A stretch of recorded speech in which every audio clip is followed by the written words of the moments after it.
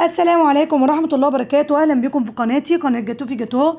النهاردة إن شاء الله هنعمل مع بعضينا حلقة المانجا، حاجة كده أسهل من التشيز كيك وأطعم من الجاتو، سهل جدا وبسيط، وكمان هنعمله لكم بطريقتي وكمان إضافات جديدة خالص. وده ترند نازل اليومين دولت عن المانجا، وطبعا من غير ترندات خالص لازم نستغل موسم المانجا عشان نعمل حاجة جميلة جدا لأولادنا. لازم تجربيه ان شاء الله يعجبكم. تابع معايا الفيديو للنهايه ان شاء الله تستفيدي. بس حابه اقول لك الاول، لو انت اول مره تشوفي قناتي يا ريت تشتركي وتفعلي الجرس وتحطي لايك للفيديو لو عجبك. ويلا بينا نشوف الحلقه اتعمل ازاي.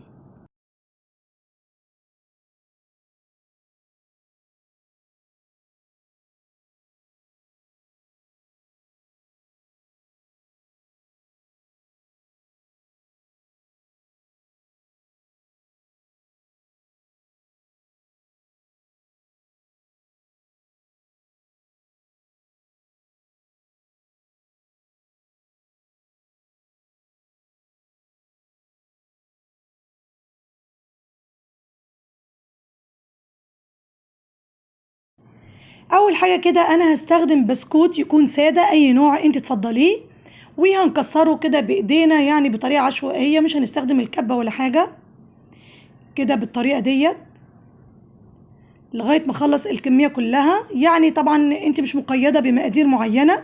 هستخدم معايا هنا في الوصفه كنافه، والكنافه دي انا محمصاها من قبل وجاهزه. طبعا احنا هنجمع المكونات كلها في النهايه.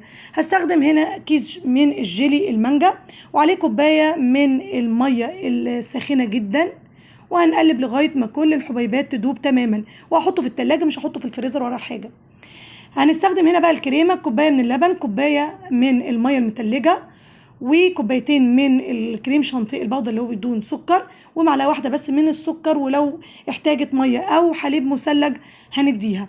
على جنب كده انا هستخدم ربع كيلو من الجبنه الكريمي، ومعلقه من السكر، واقلبهم كده بالشكل دوت لغايه ما يبقوا ناعمين معايا. وطبعا بعد ما الجيلي برد معايا في التلاجة ويا دوبك بس بدأ يتماسك، انا هضيفه لخليط الجبنه والسكر، واقلب كده كويس منع لاي تكتلات لغايه ما يبقى كريمي معايا بالشكل ده. اثناء خفق الكريمه انا هنزل بالجبنه الكريمي اللي احنا عملناها من شويه، ويفضل ان انت تضربي الكريمه الاول لغايه ما يشد عودها كده وتعلى. هنزل بالمكون الجبنه الكريمي زي ما اتفقنا، لكن ما تضربيش كله مع بعضيه في البدايه. انت عايزه طبعا البسكويت يعني ما يكونش ناشف جدا وانت بتاكليه، فهتحطي له معلقتين كبار كده من الكريم شانتيه او اللي انت ضربتيه طبعا، وهتدهني الصاج بتاعك. وانا استخدمت صاج مقاس بالظبط 25 في 45، وهفرده بعد ما ادهنه. والمانجا طبعا المتوفرة عندك يعني الكمية هنا انت اللي بتحدديها تبعا للمقدار اللي انت هتحطيه. يعني الصينية او المعون اللي انت هتستخدميه ممكن تنصصي طبعا المقدار دوت لو هتعمليه في صينية بايركس او صينية عادية جدا. انا هجيب الكنافه اللي انا عملتها وهنزل عليها كده بمعلقتين من العسل النحل يا دوبك بس للتماسك فقط لا غير، ومش هنحط فيها زبده ولا حاجه زي ما بنعمل في التشيز كيك. وهفرده كده على طبقه البسكويت اللي احنا عملناها وطبقه المانجا. طبعا المانجا كتير قليله دي زي ما اتفقنا، براحتك انت بتكتري بتقللي تبعا للي انت عايزاه. واضغط كده ضغط خفيف كده لغايه ما يتساوى معايا خليط البسكوت بالمانجا المكعبات بالكنافه، وهتبقى ميكس جميل جدا جدا. لما تيجي تقطعيها كده هيكون ميكس جميل، وتنزل بالكريمه بعد كده وتفرديها. انا جبت منجايه واحده بس، هي يعني تعمليها في الخلاط كده بيوريه بدون اي سوائل. وفي الاخر بتعملي كيس كمان من الجيلي المانجا وتضيفيها للمانجايه، وترجعي تحطيها على مكعبات مانجايه او مانجايتين براحتك زي ما اتفقنا، او تحطيها على مانجايه واحده مفيش ادنى مشكله. انت بتعملي صلصه المانجا بحيث ان هي في الاخر مش هتسيل منك، لان فيها طبعا جيلي المانجا، هتبقى سهله جدا ومش هتسيل منك بسهوله وهتبقى متماسكه. ده كده زي الصوص كده او صلصه المانجا. وطبعا الكريمه اللي فاضت مني انا ما استغلتش الكوبايتين الكريمه كلها، ولكن عملت معاها برضو الحلا اللي انا حطيته على جنب ده. هتقطعيها كده بكل سهولة. طبعا الطبقة اللي احنا عاملينها دي تعتبر طبقة كده صلبة علشان تستحمل الكريمة بعد كده.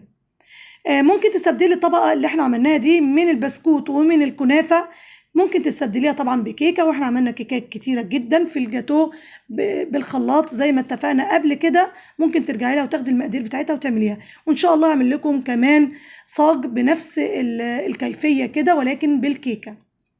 ده القوام بتاعها ميكس كده ما بين قرمشة وما بين الكريمة، وطبعا الكريمة مع المانجا مش عايزة اقول لكم حاجة طبعا وهم خالص، لازم تجربيه بجد بجد. الطعم رائع جدا، سهلة جدا، ما استخدمناش هنا فرن ولا استخدمنا اي حاجات معقدة، كل المواد باردة. يعني الحالة ده بيجهز في ثواني، مش محتاج انك تدخلي فرن زي ما اتفقنا. كسرته كده بعودين من النعناع واتنين من الكريس كده عشان يقطم لي اللون او يعكس لي كده اللون الاصفر. يعني حالة سهل كده وبسيط، لازم تجربوه ان شاء الله يعجبكم. ما تنسونيش بقى في اللايك لو عجبكم الفيديو، والسلام عليكم ورحمة الله وبركاته.